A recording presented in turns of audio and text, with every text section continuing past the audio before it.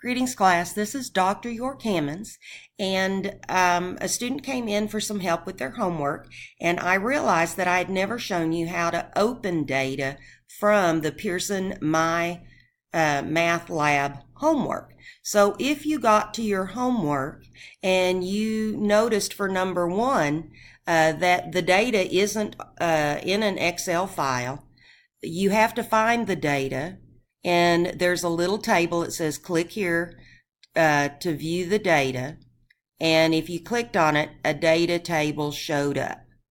So we have the data for 30 people who were asked about what activities they did during the summer, or how many. There were 5 activities, and they asked how many that did you complete. So in order to get this data to open in Excel, you have to go to this far right where these boxes are and click that icon to open the data. So if I click it, do you see you have an option to open in Excel? So I'm going to click open in Excel.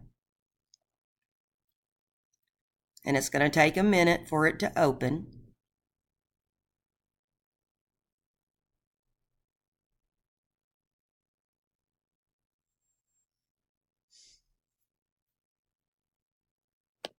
Now, my program gives me the option to open, so I'm going to open the Excel file.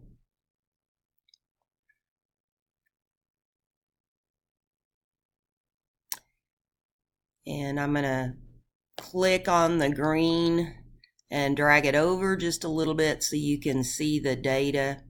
Now, you notice that there is this yellow note that says it's in protected view, but we have to edit this. So we're going to click on the enable editing box. And now you see the data. Now, here's the issue that we're having is that when I gave you data to practice on, I always gave it to you with a title. For example, gender or birth state.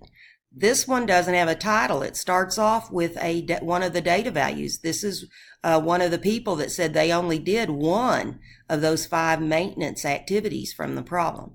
So in order to be able to do a pivot chart and table so you can get a frequency distribution, you need a title. So we're going to have to insert a blank cell here. To do that, you have to be on your Home tab, and you go over to where it says Insert, and click on that little black arrow, Insert, Cells, and we want these cells to shift down. So I'm going to click OK, and when I do, you'll notice it created a blank table here. And here's where you can type your title. Number of activities. Number of activities, and if you press enter, there's your title. So at this point, you can go to your insert, over to pivot chart, click on the drop-down list and do pivot chart and table. Now, the data range that we want, you click A, and then you go down to where we want it to be. We click existing worksheet, click in the open tab for location, and then just come over and select a couple of cells and click OK. And it's ready for us to work. See if I can get my window here open a little more. So now you see that you have the title, number of activities, that you can click and drag to axis.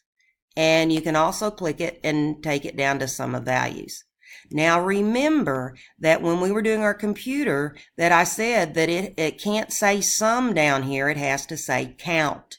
So I click on that drop down arrow, go to value field settings, click, and change that, not to sum, but to count, and OK.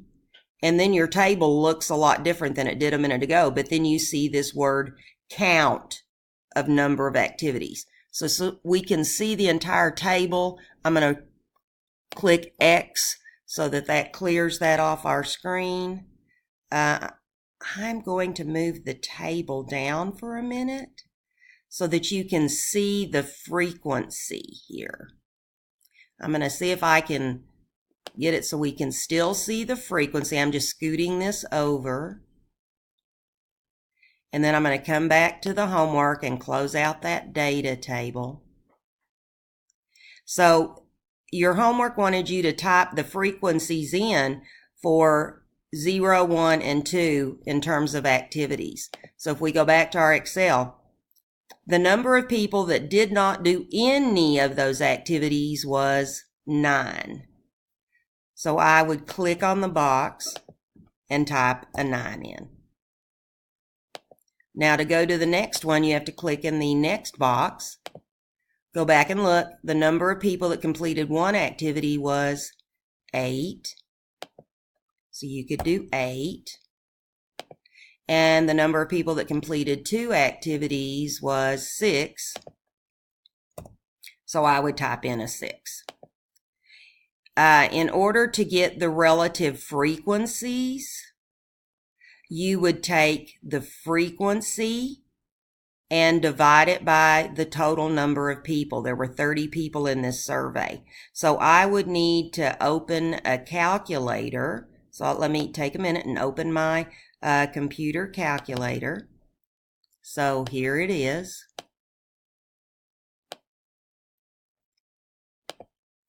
And I would take 4, that's a frequency, and divide it by 30. And I would get 0.13333, that's a decimal. So to change it to a percent, I have to multiply by 100. And I get 13.33. But they want you to round it to the nearest integer. So 13.33 just rounds to 13. Now, one thing that I have to warn you about is in this program, when I do my problem and this is my data, I just clicked the data table, your data is not going to be the same, but you have to follow this same process with your data just like I did. Thank you for your time, and I'm hoping this helps with your homework.